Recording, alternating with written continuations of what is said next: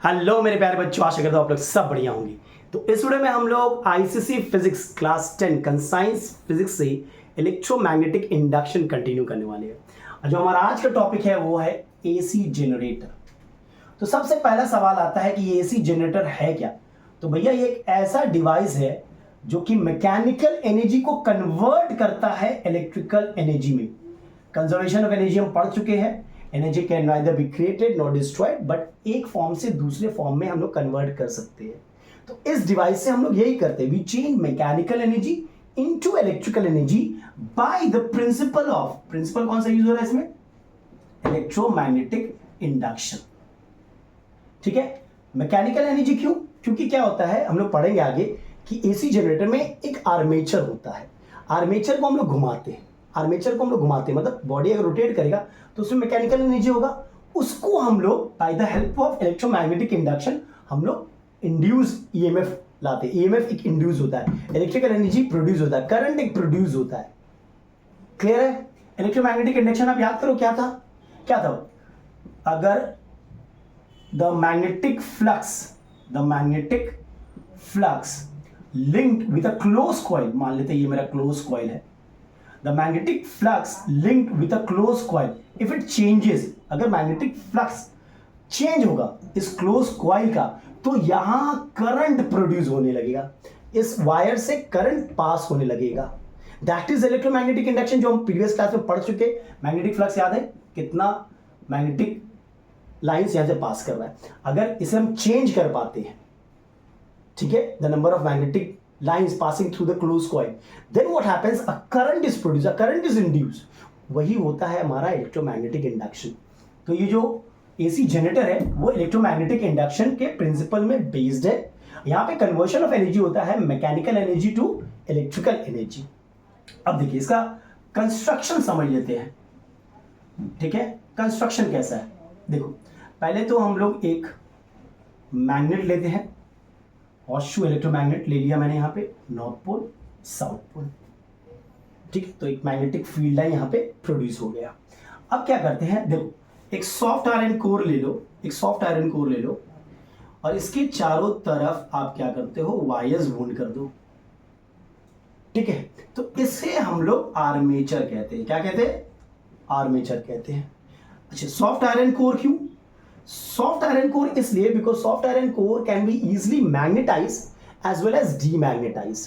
और ये क्या करता है, ये मैग्नेटिक लाइंस को, मैग्नेटिक फील्ड को आराम से पास करने देता है थ्रू देम, और कॉन्सेंट्रेट भी करता है, अपनी तरफ खींचता भी है। और इलेक्ट्रोमैग्नेटिक इंडक्शन तो यही था कि जितना चेंज जल्दी होगा, ज्यादा होगा, उतना ज्यादा करंट फ्लो होगा, उतना ज्यादा करंट प्रोड्यूस होगा।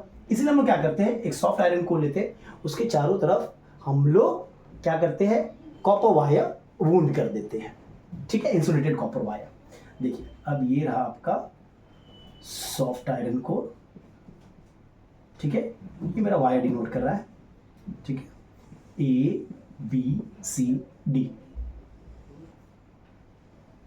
ठीक है, अब क्या करेंगे इसमें, आपका क्या क्या कंस्ट्रक्शन में, पहला तो मैग्नेट लगा, ये आपका आर्मेचर हो गया।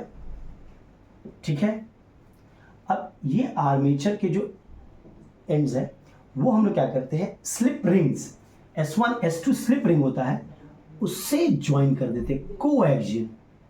ये एक स्लिप रिंग हुआ जो इस वायर से ज्वाइन है, और ये दूसरा हुआ।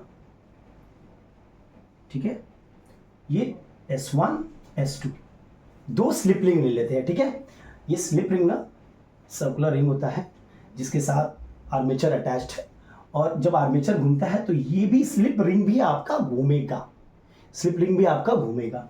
ठीक है, दो स्लिप रिंग होते हैं, और स्लिप रिंग के साथ आपके ब्रशेस होते हैं। ठीक है, B1 और B2 कार्बन ब्रशेस होते हैं।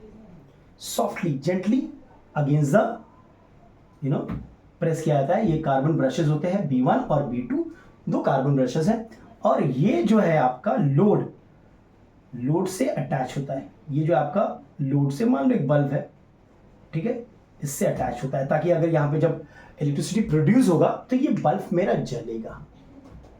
क्लियर है? तो इसका कंस्ट्रक्शन में क्या क्या पार्ट आता है? Electromagnet, armature ABCD, slip ring S1 S2, brushes B1 B2, ठीक है।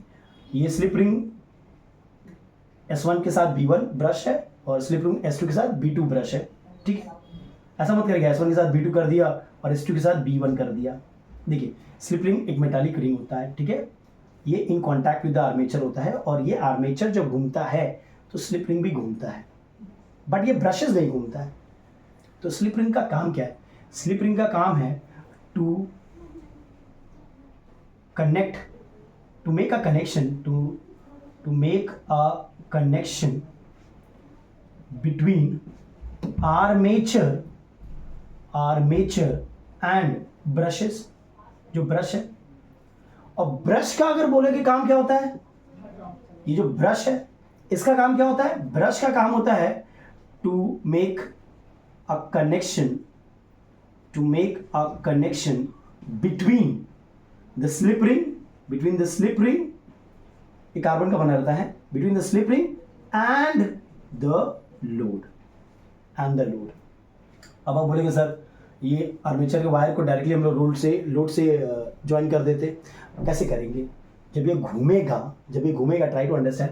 तो अगर ये लोड से वायर्स के एंड अटैच्ड है तो पूरा उलझ जाएगा वायर पूरा आपका, जब ये पूरा घूमेगा तो, है कि नहीं? इसलिए क्या करते हैं हम लोग, ये जो स्लिप रिंग है, स्लिप रिंग भी इस आर्मेचर के साथ घूमता है और ब्रशेस जो है ये जेंटली प्रेस किया जाता है इस पे, तो it makes a with help of I think spring, एक जेंटल सा कॉन्टैक्ट होता है, so that it is moving and still in contact with the load से कॉन्टैक्ट हटता नहीं है इस स्लिप रिंग के कारण, और तारे उलझती नहीं है। तो slip ring brushes, am I clear? तो ब्रश का काम है, कार्बन ब्रश होते हैं to make a connection between slip ring and the load, और स्लिप रिंग का काम बोलेंगे तो to make a connection between armature and brush. अब काम कैसे करता है, ठीक है? अभी एकदम शॉर्ट में बता दे रहे हैं, इसके लिए मैं अलग से वीडियो बनाऊंगा कि देखो भाई जब ये रोटेट करेगा, जब ये मान लो ये एकदम ये प्लेन है, इस बोर्ड को आप प्लेन मान लो, इस प्लेन पे मैंने मैग्नेट रख दिया और इस प्लेन पे मैंने आर्मेचर रख दिया। तो अभी जो मैग्नेटिक लाइन से इसमें एक भी पास नहीं हो रहा है, लेकिन अगर इसे मैं एक मान लो, ठीक है, ये एक एक्सेल है जिसे हम लोग रोटेट कर सकते हैं, शाफ्ट या हैंडल से हम लोग इसे रोटेट कर सकते हैं। ये अटैच्ड है मेरा आर्मेचर से, इस अरेंजमेंट से, तो ये पूरा इस आर्मेचर को भी घुमाएगा।